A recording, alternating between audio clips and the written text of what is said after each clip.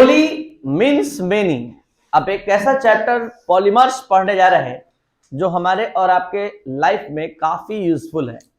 जो भी कलरफुल कपड़ा पहन रहे हैं, जो भी जैकेट पहन रहे हैं, जो डनलप इस्तेमाल करते हैं, बेड इस्तेमाल करते हैं, सब कुछ पॉलीमर का बना होता है।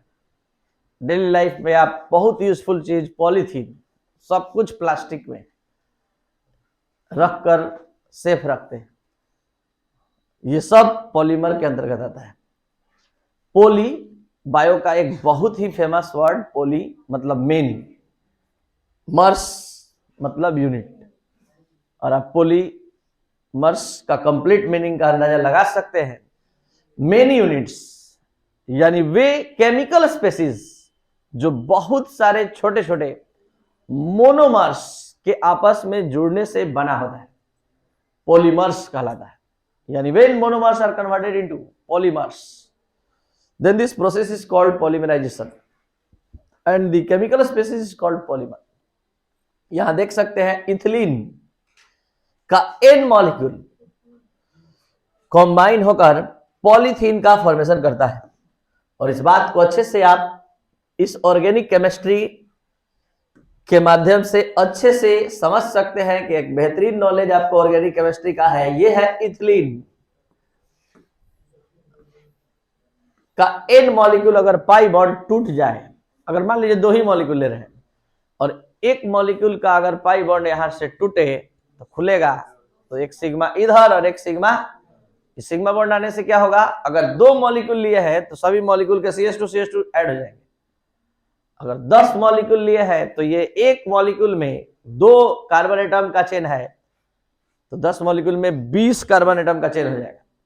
अगर N है और ये पाई बॉन्ड अगर टूट गया हाई प्रेशर पर ऑक्सीजन गैस, आपको पता है बहुत सारे सिटीज में, छोटे छोटे शहरों में ग्रामीण उद्योग के रूप में पॉलीथीन बनाने का काम चल रहा है।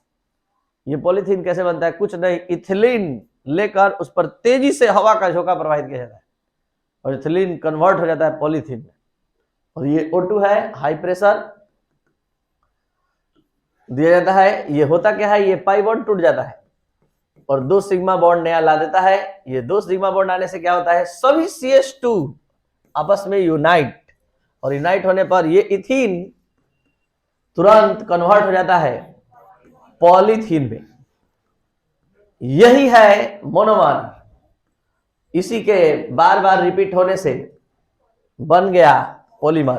तो कौन है मोनोमर, इथीन, और कौन है पॉलीमर, पॉलीथीन। क्या आप समझ पा रहे हैं, जो बना पॉलीमर, जिसके द्वारा बना पॉलीमर मोनोमर। तो मोनोमर्स यूनिट है जिससे पॉलीमर बनता है।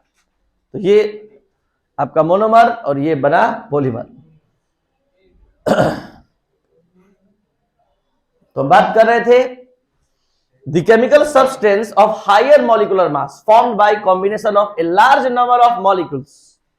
वैसे केमिकल सब्सटेंस जो काफी हाई मॉलिक्यूलर मास के होते हैं, formed by the combination of large number of molecule, काफी संख्या में मॉलिक्यूल के मिलने से बने होते हैं, पॉलीमर कहलाते हैं। And the process is called polymerisation, और इस प्रोसेस को क्या कहते हैं, पॉलीमराइजेशन। ये एग्जांपल जो आप पढ़ चुके हैं, the process which monomers is converted into polymer, जो आप समझ चुके, सुन चुके हैं। जिस प्रोसेस द्वारा मोनोमर्स पॉलीमर्स में कन्वर्ट होता है उसको क्या कहते हैं, polymerisation. Polymers contain only one monomers unit. Polymers जो है वो बहुत सारे मोनोमर के मिलने से बना होता है। But macromolecules do not contain monomers, monomers नहीं रखते हैं, वो खुद स्वयं एक बड़े लार्ज मॉलिक्यूल होते हैं। जैसे एग्जांपल, क्लोरोफिल का फॉर्मूला आप सभी स्टूडेंट जानते होंगे, नहीं जानते हैं तो जान लीजिए, आपके बोर्ड एग्जाम में आ चुका है और ये बहुत ही इंपॉर्टेंट है, बहुत ही इंपॉर्टेंट है। क्लोरोफिल का फॉर्मूला होता है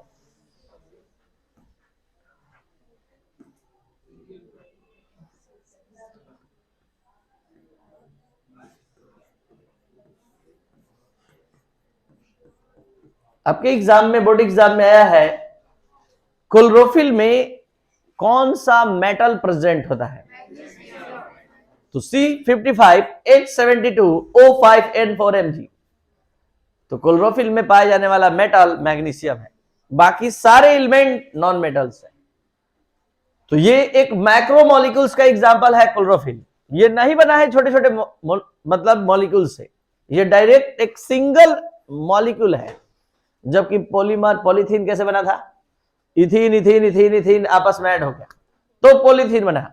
ये किसी के एडिशन से नहीं बना है, ये डायरेक्ट एक सिंगल मॉलिक्यूल है जिसको आप क्लोरोफिल कहते हैं। Chlorophyll is a micromolecules but not a polymers, एक माइक्रोमोलिक्यूल्स है। And polythene is polymer and macromolecules also. तो पॉलीमर्स और मैक्रोमोलिक्यूल में एक स्पष्ट डिफरेंस आपके माइंड में रहे कि जब भी पॉलीमर बनता है छोटे छोटे मोनोमर्स के मिलने से बनता है। मैक्रोमोलिक्यूल्स खुद एक लार्ज मॉलिक्यूल होता है, जैसे कि सामने, तो इसको हम मैक्रोमोलिक्यूल्स कहते हैं। तो पॉलीमर को मैक्रोमोलिक्यूल्स कह सकते हैं, लेकिन सभी मैक्रोमोलिक्यूल्स को पॉलीमर्स नहीं कह सकते। इसलिए एक स्टेटमेंट है कि all polymers are macromolecules but all macromolecules are not polymers.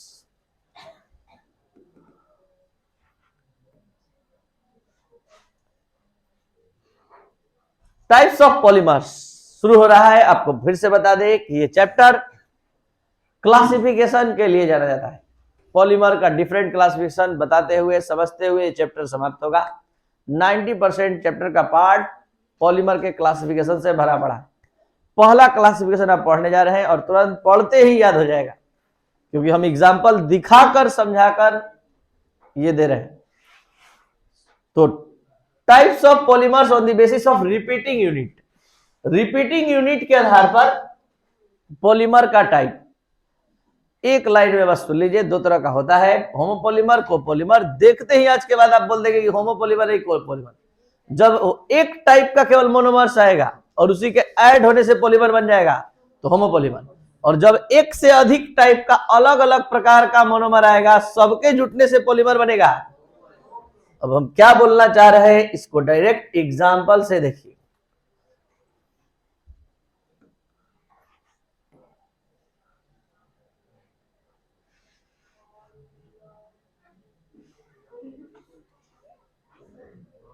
ये देखिए, एक प्रकार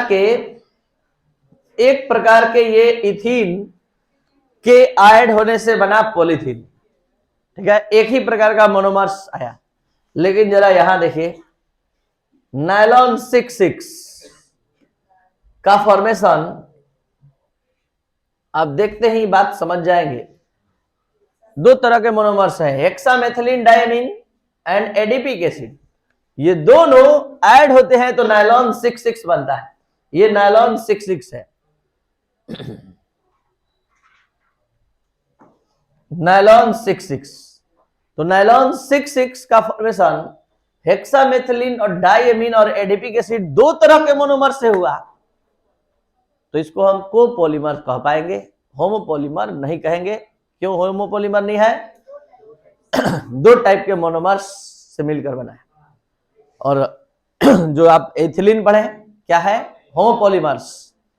पॉलीप्रोपिलीन पढ़ेंगे, होमोपॉलीमर। पॉलीप्रोपिलीन बोलने से नहीं समझ में आ रहा है कि प्रोपिलीन के एन मॉलिक्यूल यूनाइट होने से पॉलीप्रोपिलीन बना, इथिलीन से बना पॉलीथीन, और वही प्रोपिलीन ले लेंगे तो हो जाएगा पॉलीप्रोपिलीन। तो ये था types of polymers on the basis of repeating unit. Same type के मोनोमर्स आएंगे तो होमोपॉलीमर्स, और डिफरेंट टाइप के आएंगे मोनोमर्स तो उसको कोपॉलीमर्स। इसी को आप लिखें। अब एक बार देख लिया जाए, when polymers are formed by only one types of monomers then it is called homopolymers. Homopolymers, polythene, polypropylene, copolymers. When polymers are formed two or more than two types of monomers then it is called copolymers. Example nylon 66, तो ज्यादा ज्यादा बता दीजिए। Nylon 66 is homopolymer, copolymer both none, और polypropylene is copolymer, homopolymer both none, homopolymer. जो same type के monomer से मिलकर बनेगा होमोपॉलीमर, जो डिफरेंट टाइप से बनेगा